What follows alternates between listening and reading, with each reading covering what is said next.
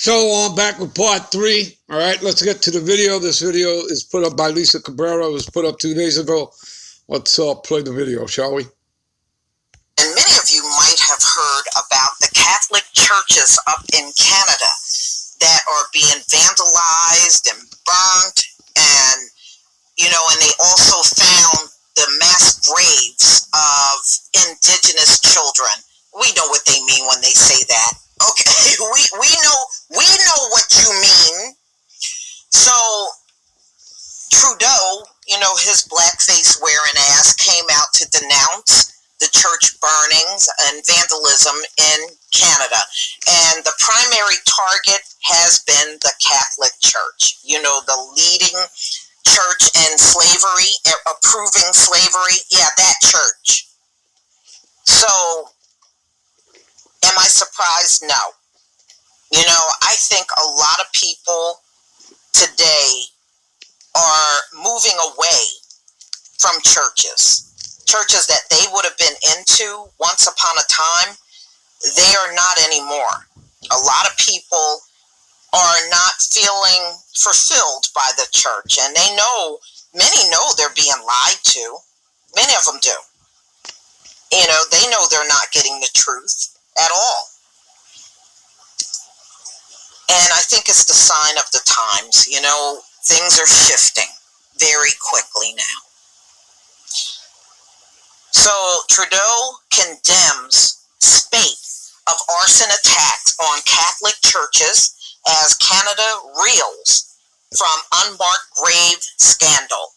And all of those people were mass murdered, y'all, in those graves. And this is probably something that was hidden up there. But let me tell you something. When it comes down to the past, Canada and the U.S. are twins. Okay, one is just as treacherous as the other. And we know which Indigenous people they were. The same Indigenous ones they're gunning down today. Canada PM Justin Trudeau has denounced the ongoing spree of arson and vandalism targeting churches as unacceptable. The attacks are believed to be retaliation to historic abuses of Indigenous children in church-run schools. Well, I understand what you're saying, but it's unacceptable to genocide children too. That's unacceptable. So Trudeau said on Friday, less than 24 hours after statues of Queen Elizabeth II and Queen Victoria were torn down by protesters in Winnipeg without any interference by the police. So they said the latest act of vandalism followed a spree of attacks on Catholic churches built on the First Nations land. At least 7 churches have caught fire in recent weeks since the grim discovery of more than 1,100 unmarked grave sites where Catholic-run residential schools used to operate. And then you want to know why people don't trust the Catholic Church? I sure don't. Tensions ran especially high on Canada Day, celebrated on Thursday. So it's, we have Independence Day, they have Canada Day. Okay, at least 10 Calgary churches were defaced with red spray paint, some marked with the words, "We were children," and "Our lives matter." Trudeau said that while he understands the grievances of Indigenous people who are taking out their anger on the churches, he argued the attacks were depraved people who were in need of grieving and healing in mourning places. He called for reconciliation. Now, you know what, y'all? Let me just stop right there. You know what? You can't kill up a bunch of people, abuse people, and do this on an ongoing basis and then talk about bringing people together and reconciliation.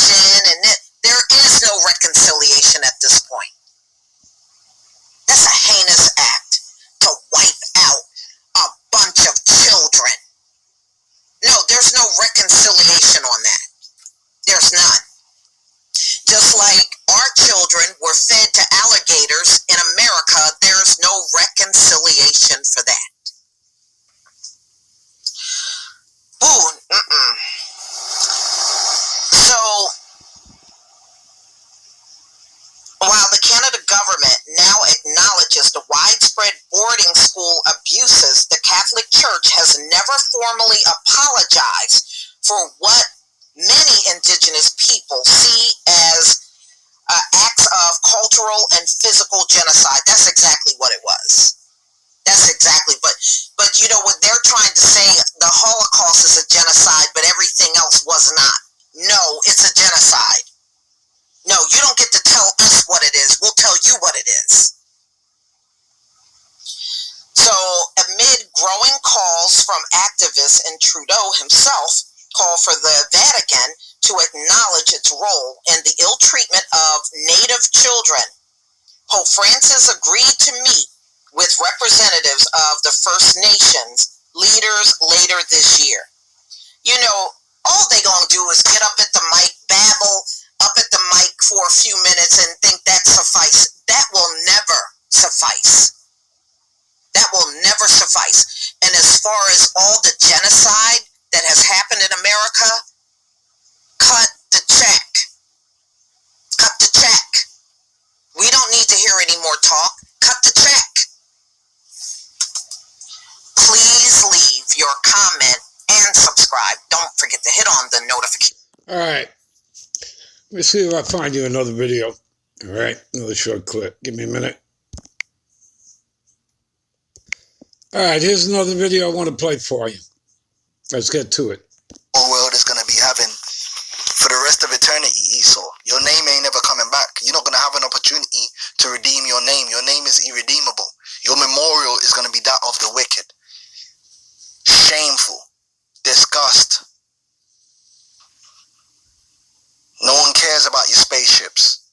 No one ain't going to care about your skyscrapers. No one ain't going to care about none of the so-called technological advances. Don't worry, we got that. The Israelites, we going to give the world all the technological advances that you couldn't even possibly dream of. What we're gonna be doing. We're going to be doing it the right way. And people are going to be praising us. They're going to be willingly bowing down. After they see the glory and what we're doing out here, they're gonna wake up every day, and they're gonna pray to Yahweh Shem Yahushai and thank him for establishing his sons, his righteous sons in rulership. And they're gonna remember, because when Esau was ruling, he wanted to transgender our children and abort the children and messed up the family structure, and he was doing the most. We had to get away from that guy because he messed up life completely. I'm going to jump in this tomorrow, and I'm telling you folks, right there, how white folks got so rich. The untold story of American white supremacy. I mean, I just read about the Indian land grab, and I'm like, my gosh, man, good Lord. No wonder we don't want to teach the truth. No wonder we don't want to teach the truth. That's right, because the truth is... You see that? That's from an Edomite, an ex-Marine, speaks on Esau's atrocities. All right, people, let's start hitting the scriptures. All right, give me a minute. All right, this is 2nd Ezra 13. All right, 40 to 45. Those are the 10 tribes which were carried away prisoners out of their own land in the time of Hosea the king, whom Salamazar, the king of Assyria, led away captive, and he carried them over the waters. And so came they into another land. Let me show you a picture of that, all right, of the northern kingdom, which are the Indian tribes, all right? The head tribe is Ephraim, who were called Taínos by the Spaniards when Columbus came, eventually called Arawaks, and of course you know them today as the Puerto Ricans, right? That's the head tribe of the northern kingdom, second in charge under Judah. Judah is the head tribe. Here we go. See that? That's a photograph there, right? And this comes from the, what do you call it? The New Westminster Dictionary of the Bible. You see that? All right? You all see that? Okay, and that's a photograph of the northern kingdom in captivity under the Assyrians. All right, there you go. Okay, let's get back. All right, let's get back, shall we? All right, and I highly recommend that prior to reading this, you read 2 Kings chapter 17 and then come read this. 2 Ezra 13, 40, 45. But they took counsel among themselves, right? The northern kingdom, all right, that they should leave the multitude of the heathen and go forth into a further country where never mankind dwelled, that they might keep their statutes, right? The Lord's statutes and commandments, which they never kept in their own land, right? Because we went off. And they entered into the Euphrates by the narrow places of the river.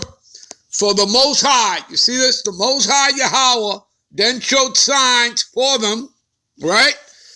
And held still the flood till they were passed over it, okay? For through that country, there was a great way to go, namely a year and a half. The same length of time it took Columbus to come here, right, from the Eastern Hemisphere, all right, onto the Western Hemisphere. It took him a year and a half. It also, the same distance, same time length, it took King Solomon's Navy, all right, to come to the Americas as well, known as Ophir, all right, which is talking about the Americas, Azareth, all right? So, and it took them a year and a half, and the same region is called Asareth. And Asareth, all right, is known to be the Americas, okay? Now, there are many books circular. I'm going to run you some down here. First of all, who are we talking about? Like I said, the head tribe of the northern kingdom starts with Ephraim. Okay, and then you have Simeon, all right, which are the Dominicans, Zebulon, the Guatemalans to the Panamanians. All right, you have Manasseh, who is the brother of Ephraim. All right, their father was Joseph, one of the 12 patriarchs, all right, of the sons of Jacob. Okay. You have Gad, the Northern American Indians, okay? And again, that story, all right, it's basically talking to you about Gad, how they were pushed, you know, up north, all right? And Canada comes from the name, I believe, Canaan, all right? It was actually known as the land of Canaan. All right, you have Reuben, the Seminole Indians. Okay, you have Nepali, all right, the Argentinians to the Chileans, and you have Asher, the Colombians to the Uruguayans, and you have Issachar, what they also deem as the Mexicans, all right? And again, you know, these names that they give you, the southern tribes, all right, are the Negroes, that's Judah, Benjamin, the West Indians, Levi, the Haitians. Again, these are all corporate names, people, that they give you, right? Remember, a veil was placed over all people and all nations by Esau, all right? You read that in Isaiah 25 and 7, all right? And the Lord speaks about destroying that veil, and that's what he's doing in bringing out these truths through his prophets, starting with our elders on down, all right? All right, we're going to end this here. We'll be right back with part 5. Shalom.